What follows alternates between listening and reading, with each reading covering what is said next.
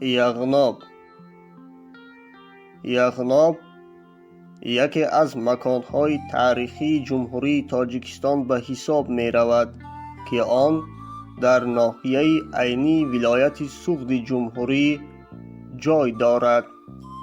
این مکان تاریخی است که از گذشته تا امروز عرف و عادت‌های خود را گم نکرده است و یغنابیان از گذشته تا امروز زبان خود را پاس می‌دارند. مرکز یغناب دهه پیسکون به حساب می‌رود. این دهه در یغناب دهه سراحالی به حساب می‌رود. دهه پیسکون از سطح بر در بلندی 2500-3000 متر جای دارد.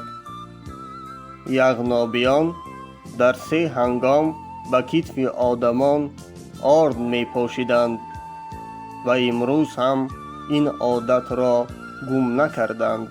یکم به کتف نوخانه‌داران تا که خوشبخت شوند. دوم به کتف آدمانی که به سفر می برایند تا سفر آنها بی خطر شود. سیوم به کتف آدمانی که نخست در بهار می آمدند.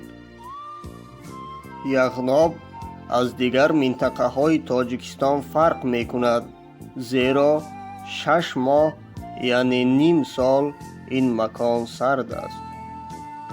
هر سال هنگام آمدن نوروز این مکان برف پوش است. در گذشته و امروز کودکان از نزد چشمه سبزه ای را می آوردند که آن از آمدن بهار و نوروز درک می داد. یکی از عرف و عادت‌های قدیمی یغنابیانی که تا امروز باقی مانده است پختن خوراک‌های ملی به مثال چنگالی است.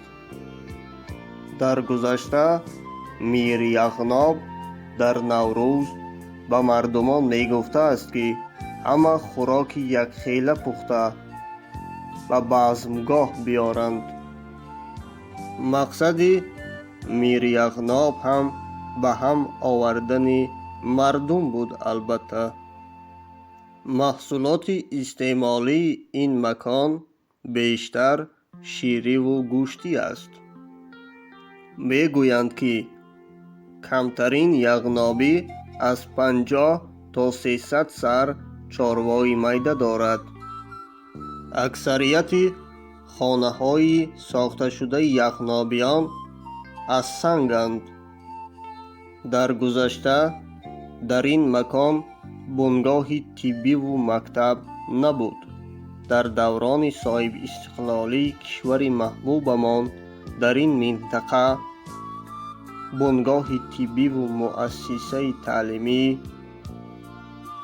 به کار درآورده شدند.